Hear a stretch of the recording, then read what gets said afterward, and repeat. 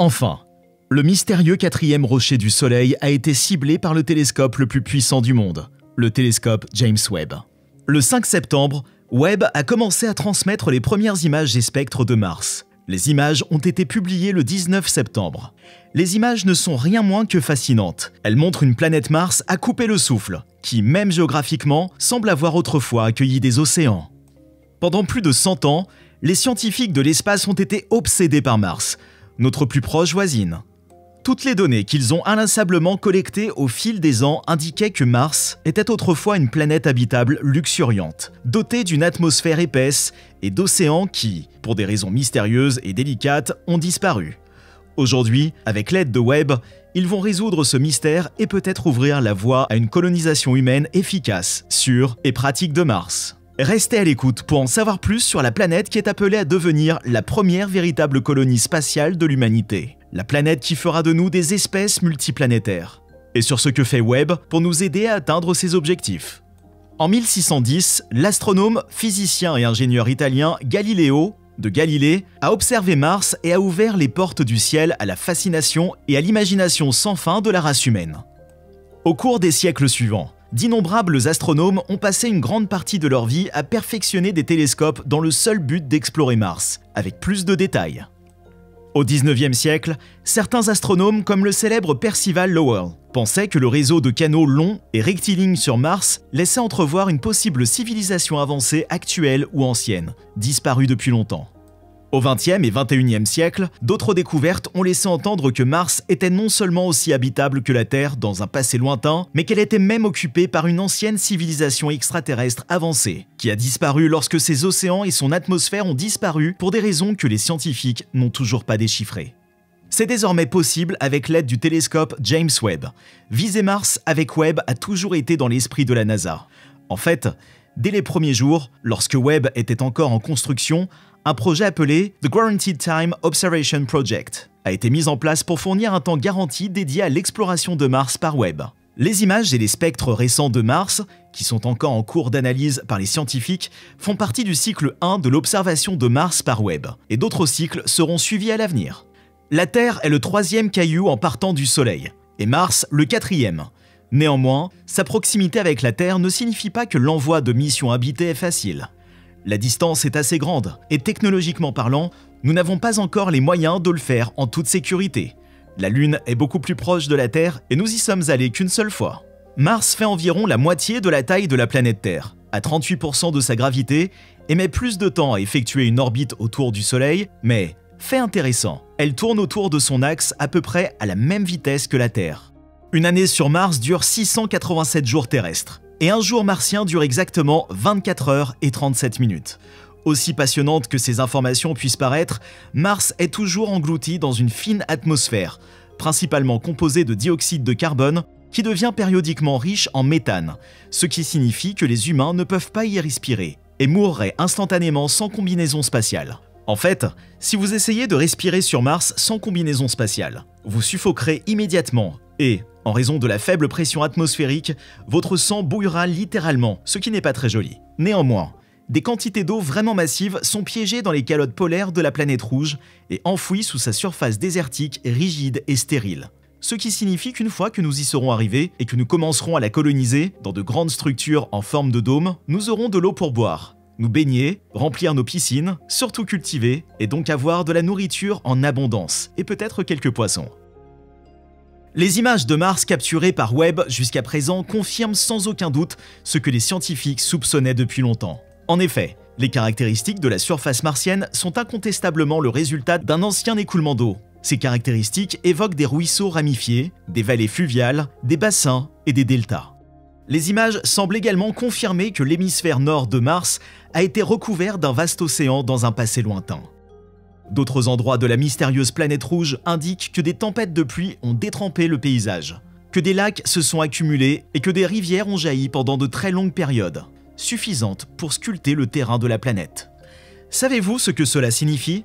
Cela signifie qu'il était une fois, et pendant des centaines de millions d'années, ou même quelques milliards d'années, Mars était enveloppé d'une atmosphère épaisse et couverte de forêts, où des formes de vie martiennes parcouraient la planète, et peut-être même qu'une civilisation avancée existait. Ce que Webb nous a permis de découvrir, ou plutôt de confirmer jusqu'à présent, ainsi que le fait que la vie sur Mars a prospéré alors que la Terre était encore en évolution et inhospitalière, nous pousse à imaginer et à nous demander: une civilisation martienne avancée a-t-elle considéré la Terre, il y a des milliards d'années, comme un futur foyer?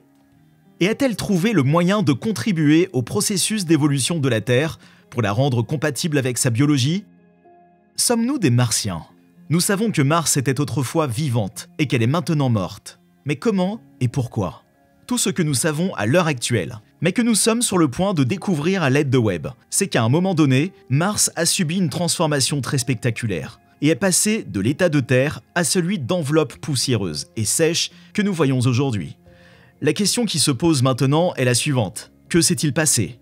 Où est passée l'eau? Qu'est-il arrivé à l'atmosphère? Pourquoi Mars est-elle devenue une planète morte?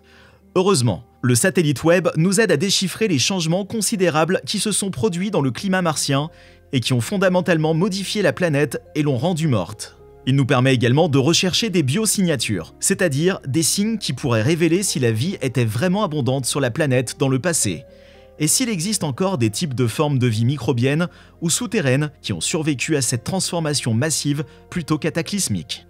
Dans l'ensemble, Webb est sur le point de résoudre tant de mystères martiens importants qui nous encourageront à chérir davantage la Terre et à préparer un meilleur projet de colonisation de Mars. Pensez à Webb comme un robot scientifique supérieur avancé, car il aide les chercheurs à faire des choses tout à fait étonnantes et à parvenir à des conclusions d'une précision stupéfiante qui, espérons-le, seront bientôt partagées avec nous.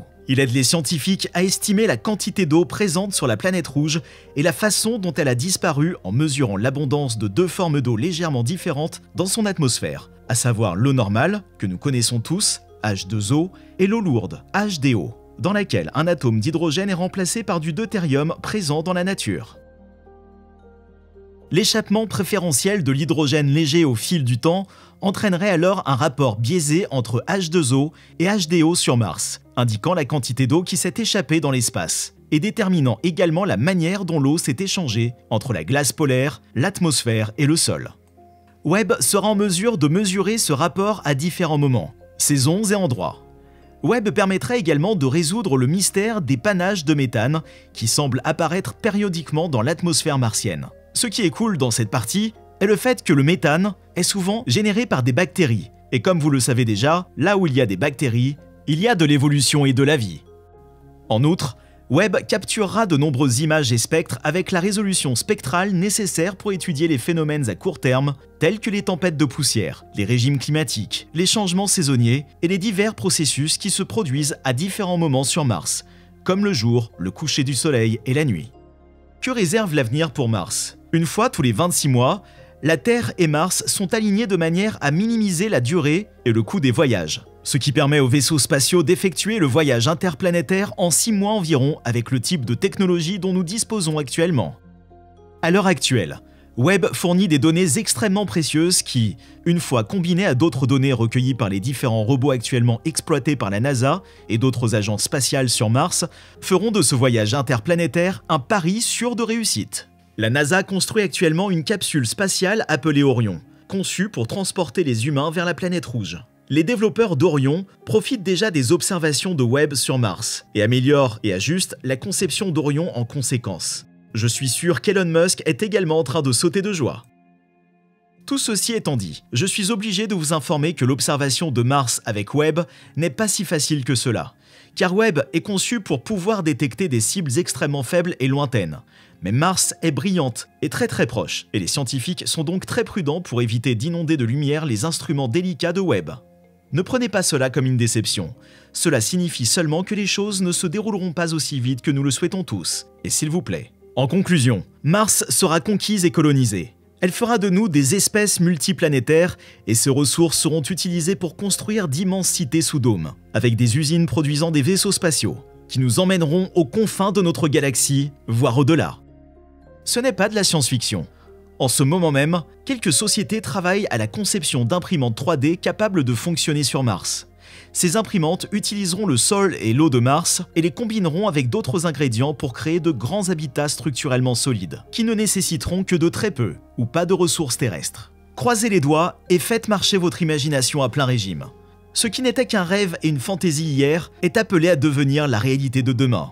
L'espace n'est pas la dernière frontière, c'est simplement le début d'un tout nouveau front massif et incompréhensible pour l'exploration et l'expansion humaine. Pour plus de vidéos géniales, abonnez-vous, partagez, commentez si vous aimez et n'oubliez pas d'appuyer sur le bouton de notification.